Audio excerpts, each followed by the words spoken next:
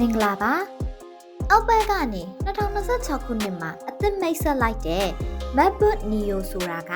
ကျောင်းသားတွေမိသားစုတွေနဲ့နေ့စဉ်အလုပ်တွေကိုပေါ့ပေါ့ပါပါလုပ်ချင်တဲ့သူတွေအတွက်အထူးထုတ်လုပ်ထားတဲ့ဈေးနှုန်းသက်သာတဲ့ laptop အမျိုးအစားပါ MacBook Air တို့ MacBook Pro တို့လိုဈေးအမြင့်ကြီးတွေမပေးချင်ပေမဲ့ MacBook ကိုသုံးစွဲချင်သူတွေပိုပြီးလက်လန်းမိအောင် Apple ကရည်ရွယ်ပြီးထုတ်လုပ်ပေးလိုက်တာဖြစ်ပါတယ်။ဒီ MacBook Neo ရဲ့ဈေးနှုန်းဟာ$999ပဲရှိတာကြောင့်လက်ရှိသမျှ MacBook တွေထဲမှာဈေးအသက်သာဆုံးအမျိုးအစားတစ်ခုဖြစ်လာပါတယ်။ဈေးနှုန်းချိုသာတာကြောင့်ပတ်စံအများကြီးအကုန်မခံနိုင်ပေမဲ့စိတ်ချရတဲ့ Apple laptop တစ်လုံးကိုပဲသုံးချင်တဲ့ကျောင်းသားတွေနဲ့လူငယ်တွေအတွက်အရန်ကောင်းမွန်တဲ့ရွေးချယ်စရာတစ်ခုပါ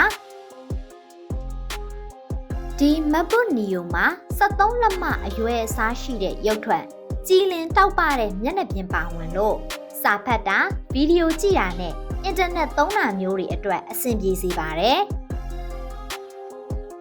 Apple ရဲ့ A18 Pro chip ကိုအသုံးပြုထားတာကြောင့်စာဒီစာကုန်းရိုက်တာ online ကနေစာသင်တာအစည်းအဝေးလုပ်တာတွေနဲ့တခြားနေ့စဉ်သုံး app တွေကိုချောချောမွေ့မွေ့အသုံးပြုနိုင်တဲ့အပြင်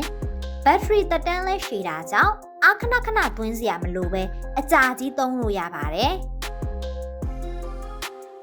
နောက်ပြီးတော့လည်း MacBook Neo ဟာဆွဲဆောင်မှုရှိတဲ့အယောင်အသွေးစုံစုံလင်လင်နဲ့လာတာဖြစ်လို့အသုံးပြုသူတွေအနေနဲ့စိတ်ကြိုက်ရွေးချယ်နိုင်ပါတယ်